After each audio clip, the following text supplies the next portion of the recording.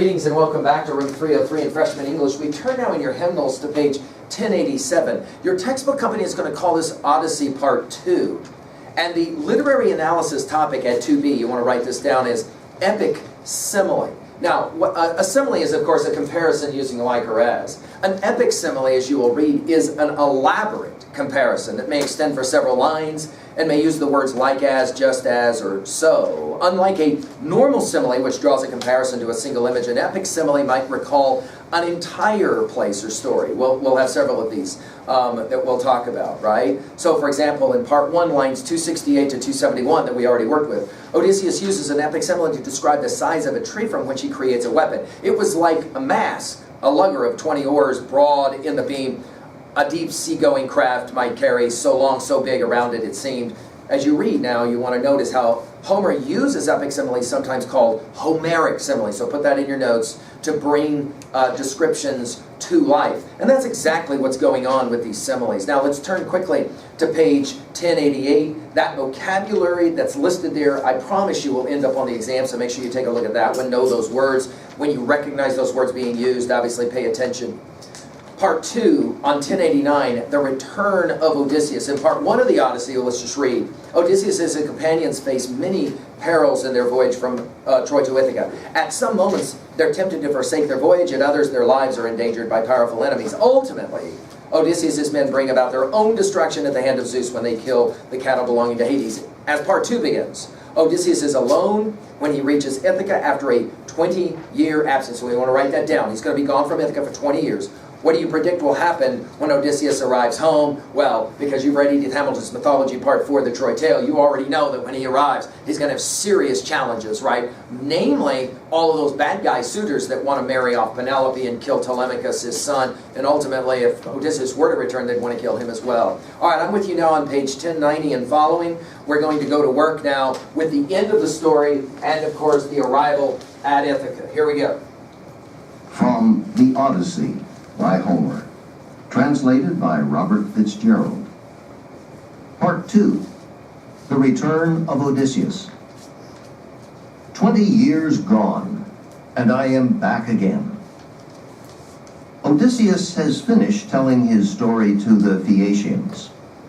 The next day, young Phaeacian noblemen conduct him home by ship. He arrives in Ithaca after an absence of 20 years. The goddess Athena appears and informs him of the situation at home. Numerous suitors, believing Odysseus to be dead, had been continually seeking the hand of his wife Penelope in marriage, while overrunning Odysseus's palace and enjoying themselves at Penelope's expense. Moreover, they are plotting to murder Odysseus's son Telemachus before he can inherit his father's lands. Telemachus, who, like Penelope, still hopes for his father's return, has journeyed to Pylos and Sparta to learn what he can about his father's fate. Athena disguises Odysseus as a beggar and directs him to the hut of Eumaeus, his old and faithful swineherd. While Odysseus and Eumaeus are eating breakfast, Telemachus arrives. Athena then appears to Odysseus. From the air she walked, taking the form of a tall woman, handsome and clever at her craft, and stood beyond the gate in plain sight of Odysseus, unseen though by Telemachus, unguessed. For not to everyone will gods appear. Odysseus noticed her. So did the dogs, who cowered whimpering away from her. She only nodded, signing to him with her brows, a sign he recognized. Crossing the yard, he passed out through the gate in the stockade to face the goddess. There, she said to him, "Son of Laertes and the gods of old, Odysseus, master of landways and seaways, dissemble to your son no longer now. The time has come. Tell him how you together will bring doom on the suitors in the town. I shall not be far distant then, for I myself desire battle." Saying no more, she tipped her golden wand upon the man, making his cloak pure white, and the knit tunic fresh around him. Lithe and young she made him, ruddy with sun, his jawline clean, the beard no longer gray upon his chin. And she withdrew when she had done. Then Lord Odysseus reappeared, and his son was thunderstruck. Fear in his eyes, he looked down and away, as though it were a god, and whispered, "Stranger, you are no longer what you were just now. Your cloak is new, even your skin. You are one of the gods who rule the sweep of heaven. Be kind to us. We'll make you fair oblation and gifts of hammered gold. Have mercy on us." The noble and enduring man replied, "No god. Why take me for a god? No, no. I am that father whom your boyhood lacked and suffered pain for lack of. I am he." Held back too long, the tears ran down his cheeks as he embraced his son. Only Telemachus, uncomprehending, wild with incredulity, cried out, "You cannot be my father, Odysseus. Meddling spirits conceived this trick to twist the knife in me. No man of woman born could work these wonders by his own craft unless a god came into it with ease to turn him young or old at will. I swear you were in rags and old, and here you stand like one of the immortals." Odysseus brought his ranging mind to bear and said, "This is not princely, to be swept away by wonder at your father's presence. No other Odysseus will ever come, for he and I are one, the same. His bitter fortune and his wanderings are mine. 20 years gone, and I am back again on my own island. 1093. As for my change of skin, that is a charm Athena, hope of soldiers, uses as she will. She has the knack to make me seem a beggar man sometimes, and sometimes young, with finer clothes about me. It is no hard thing for the gods of heaven to glorify a man or bring him low." When he had spoken, down he sat. Then, throwing his arms around this marvel of a father, Telemachus began to weep. Salt tears rose from the wells of longing in both men, and cries burst from both as keen and fluttering as those of the great-taloned hawk, whose nestlings farmers take before they fly. So helplessly they cried, pouring out tears, and might have gone on weeping so till sundown, had not Telemachus said, "Dear father, tell me, what kind of vessel put you here ashore on Ithaca? Your sailors, who were they? I doubt you made it walking on the sea." Then said Odysseus, who had borne the barren sea, "Only plain truth shall I tell you, child.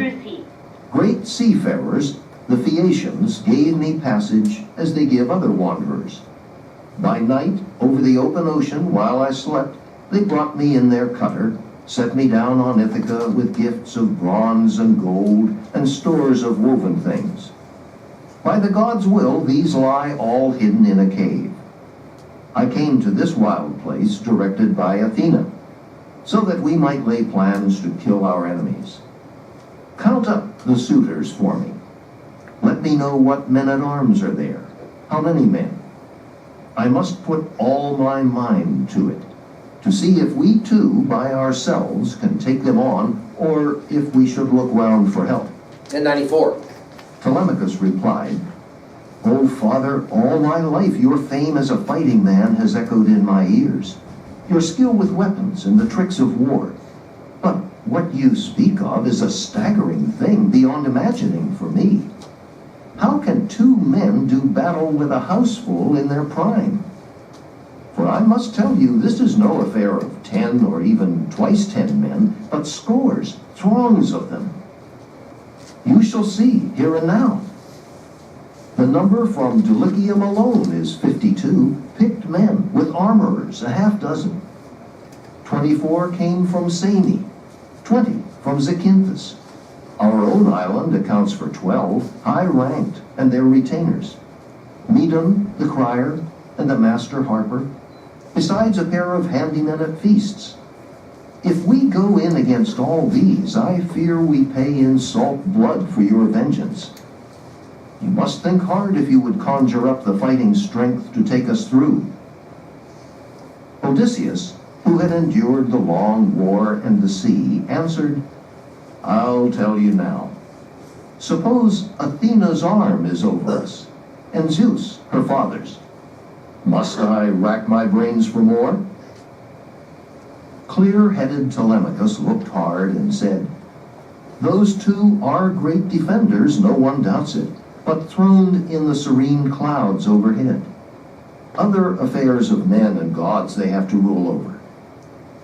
And the hero answered, Before long they will stand to right and left of us in combat, in the shouting, when the test comes. Our nerve against the suitors in my hall. Here is your part. At break of day tomorrow, home with you. Go mingle with our princes. The plan, right? The swineherd later on will take me down the portside trail. A beggar by my looks, hangdog and old. If they make fun of me in my own courtyard, let your ribs cage up your springing heart, no matter what I suffer. No matter if they pull me by the heels or practice shots at me to drive me out. Look on. Hold down your anger. You may even plead with them, by heaven, in gentle terms to quit their horseplay. Not that they will heed you, rash as they are, facing their day of wrath. Now, fix the next step in your mind. Athena, counseling me, will give me word, and I shall signal to you, nodding. At that point, round up all armor, lances, gear of war left in our hall, and stow the lot away back in the vaulted storeroom. When the suitors miss those arms and question you, be soft in what you say. Answer, I thought I'd move them out of the smoke. They seem no longer those bright arms Odysseus left us years ago when he went off to Troy. Here where the fire's hot breath came, they had grown black and drear. One better reason, too, I had from Zeus. Suppose a brawl starts up when you are drunk. You might be crazed and bloody one another, and that would stain your feast, your courtship. Tempered iron can magnetize a man. Say that, but put aside 2 broadswords and 2 spears for our own use. 2 oxhide shields nearby when we go into action. Pallas Athena and Zeus all-provident will see you through, bemusing our young friends. Now one thing more. If son of mine you are and blood of mine, let no one hear Odysseus is about. Neither Laertes, nor the swineherd here, nor any slave, nor even Penelope. But you and I alone must learn how far the women are corrupted. We should know how to locate good men among our hands, the loyal and respectful, and the shirkers who take you lightly as alone and young. All right, let's pause for a moment, do a quick annotation of this passage. 3 things, quickly. Odysseus returns. He is an old man, turned that way by Athena. Telemachus has no idea he's talking to his father. It's impossible for him to imagine that his father is back. Athena will change him, and at the moment that she changes him, then all of a sudden Odysseus is young again. Telemachus is stunned. He thinks he's looking at a god. Odysseus will say, I'm no god. I am your father. I am he. And yet, notice that Telemachus is a lot like his father. He's always suspicious, right? He's never going to just on face value accept. And Odysseus will in fact say, I am Odysseus. When they finally are together and realize it, we have a powerful epic simile on page 1093, roughly 1062 or so. Notice, the cries burst from both of them. Salt tears rose from the wells of longing in both men, and cries burst from both, as keen and fluttering as those of the great taloned hawk, whose nestlings farmers take before they fly. So helplessly they cry. So in other words, you've got this relationship between hawk, who cries because its little hawklings are taken, in the same way the two will cry together. Obviously the question is, how did you get here? Quickly he tells the story of the Phaeacians, and he says, I've hidden the money, right? Telemachus will say at the top of 1094, I've heard about you and the fame about fighting. All of this is, we're going to jack the bad guys. Of course, Telemachus will say, I don't think it can be done. Odysseus reminds him, it can be done with the help of Athena and with Zeus.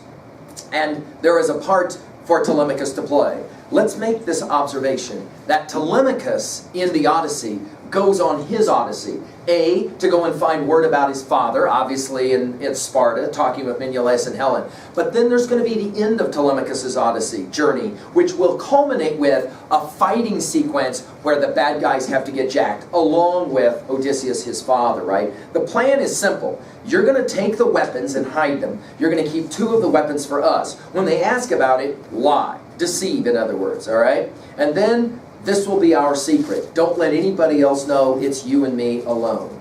At level 2A, let's do a quick message here. Well, obviously, payback, as they say, is a you-know-what. In other words, Odysseus is like, these guys deserve what they're about to get, and we're going to have to spy and get a secret plan to be able to figure it out. At 2B, the obvious symbols here, Odysseus himself becomes the symbol of the man who returns home with the help of the gods. He can be both young and old at the same time, right? The irony, of course, is that Odysseus and his son are very similar. They never trust anybody, and the plan here is going to be a secret plan that Odysseus and Telemachus only will know about.